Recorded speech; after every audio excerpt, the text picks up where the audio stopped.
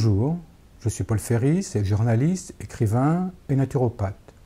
Aujourd'hui, je vais vous parler de l'homéopathie. Je ne vais pas vous parler de l'homéopathie pour vous dire que c'est extraordinaire, parce que ça, j'en suis persuadé. Simplement, je vais vous dire que l'homéopathie, si j'y crois, c'est l'homéopathie de jadis, pas l'homéopathie d'aujourd'hui.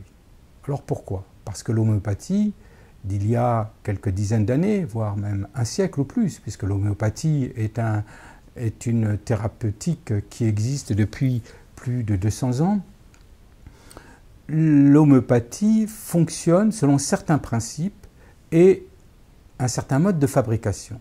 Alors l'homéopathie, vous savez tous que l'homéopathie, on soigne par un système qui s'appelle le mode vibratoire. Alors un mode vibratoire, qu'est-ce que c'est? C'est une ondulation, on récupère une ondulation à travers des plantes, à travers un minéral, à travers un animal, et cette ondulation, on la met sur un support qui était jadis de l'eau et de l'alcool, et aujourd'hui, on le retrouve dans les petits granules. Il se trouve que l'eau et l'alcool ne gardent pas la vibration, ou gardent mieux la vibration que des petits granules ou des petits globules. Tout simplement parce que si vous jetez un caillou sur un morceau de sucre, le caillou bougera moins que si vous le jetez, bougera moins que l'eau si vous jetez un caillou dans l'eau. La vibration est mieux transmise par un liquide que par un élément solide. Ça, c'est le premier point. Le deuxième point, c'est que jadis, on fabriquait les remèdes homéopathiques à la main ou de façon artisanale, c'est-à-dire que c'était des petites séries et il n'y avait pas de machine.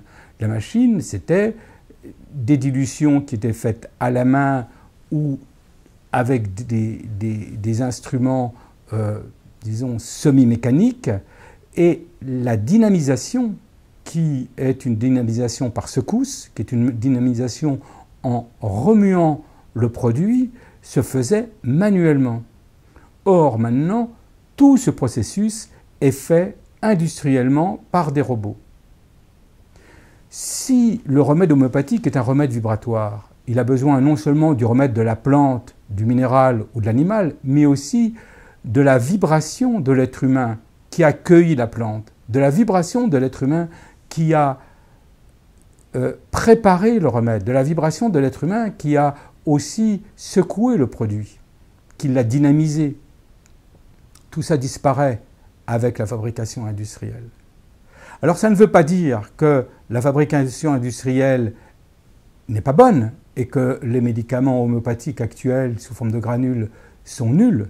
Ça veut dire qu'ils sont beaucoup moins puissants que les remèdes qui sont à base d'eau et d'alcool.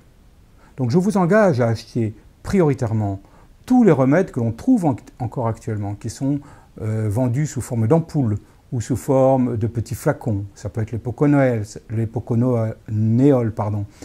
peut être les remèdes de l'abbé Chaupitre, ça peut être les L avec des numéros L52 ou autres, ça peut être les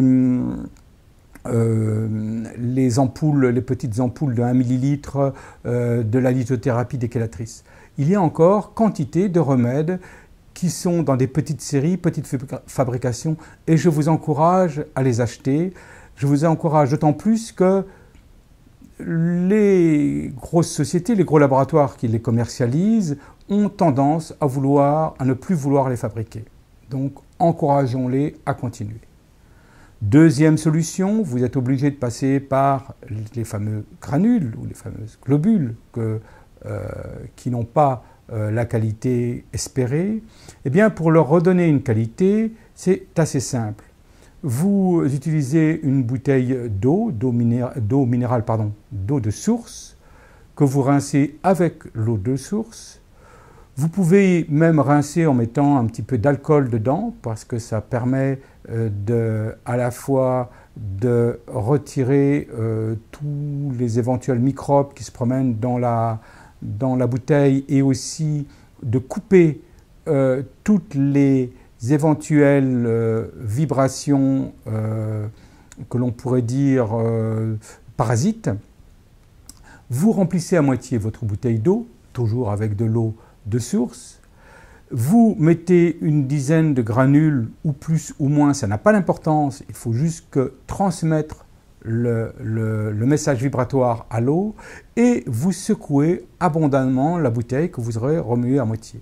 Vous buvez cette eau-là, vous en buvez un verre tous les matins. S'il fallait que vous preniez votre remède, vous le prenez à la même distance. S'il fallait prendre 3 fois votre remède homéopathique par jour, eh bien vous le prenez, vous en buvez 3 verres par jour, sachant qu'il faut toujours boire à distance des repas, enfin prendre vos remèdes homéopathiques à distance de toute prise alimentaire et de toute prise de boisson.